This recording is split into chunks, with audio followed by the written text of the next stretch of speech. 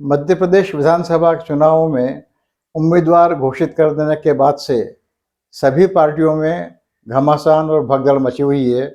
बगावत की आवाज़ें तेज़ होने लगी हैं। कहीं बागी मान नहीं रहे हैं, कहीं बागियों को मनाया जा रहा है। अंतिम फैसला, अंतिम स्थिति तो नाम वापसी के बाद ही स्पष्ट होगी।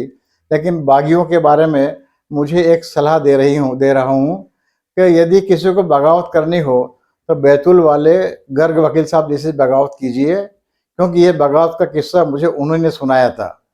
नमस्कार, मैं विष्णु बैरागी। आप देख रहे हैं मेरा यूट्यूब चैनल बैरागी की बातें। कृपा करके मेरे चैनल को सब्सक्राइब करें, इस वीडियो को लाइक करें, साझा करें, इस पर कमेंट करें और घंटे के बटन को ज़रूर दबा दीजिए ताकि मेरा अगला वीडियो अपलोड होते ही आपको उसकी सूचना मिल जाए। दोस्तों, ये किस्सा है 1967 के विधानसभा चुनाव का।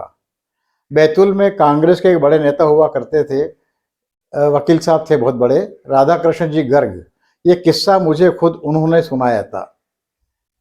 वकील साहब का कहना था कि 1967 के चुनाव में पता नहीं किन कारणों से कांग्रेस की गुटबंदी रही हो या कोई अन्य कारण रहे हों, वो दावेदार प्रमुख थे और माना जा रहा था कि टिकट कांग्रेस का उन्हीं को मिलेगा। लेकिन डीपी मिश्रा जी या तो उनसे खिन्न थे या मजबूर थे या जो भी कारण रहे हों, राधा कृष्ण जी गर्ग साहब को टिकट नहीं मिला, उन्हें उम्मीदवारी नहीं मिली। उनके गर्ग साहब के लिए बड़ा झटका था, उन्हें अच्छा नहीं लगा। लेकिन उन्होंने स्थानीय स्तर पर अखबार वालों से बात करके हल्ला गुल्ला करने के बजाय सीधे ही डीपी मिश्रा जी से बात करना ठीक समझा।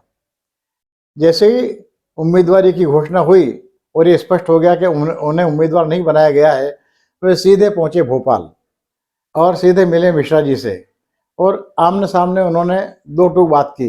उनका कहा, दादा पता नहीं किन कारणों से आपने मुझे टिकट नहीं दिया, उम्मीदवार नहीं बनाया, लेकिन मैं आपसे कह रहा हूं कि मैं चुनाव लड़ूंगा, निर्दलीय लड़ूंगा, अपने आप को कांग्रेसी बताते हुए लड़ूंगा, जीतूंगा और जीतने के बाद में फिर आपके पास आऊँगा कांग्रेस में शामिल होने के लिए।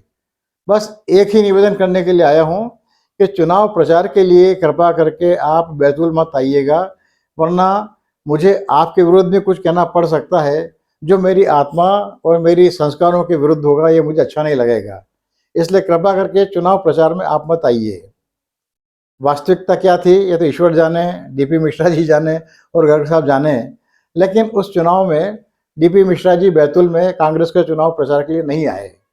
इधर चूंकि गर्ग साहब की तैयारी पूरी थी, उन्होंने चुनाव लड़ा, पूरे हौसले, हिम्मत, उत्साह से लड़ा, तैयारी से लड़ा, जोश खरोश से लड़ा और इस तरह से लड़ा कि कांग्रेसी उम्मीदवार को पोलिंग एजेंट मिलना मुश्किल हो गए। वे गर्ग साहब आम सभाओं में खूब बड़ी भीड़ भरी आम सभाएं होती थी उनकी, और एक ही बात कहते थे कि पता नहीं मिश्रा जी ने किन कारणों से मुझे उम्मीदवार नहीं बनाया, लेकिन सच्चा कांग्रेसी, वास्तविक कांग्रेस उम्मीदवार मैं ही हूँ।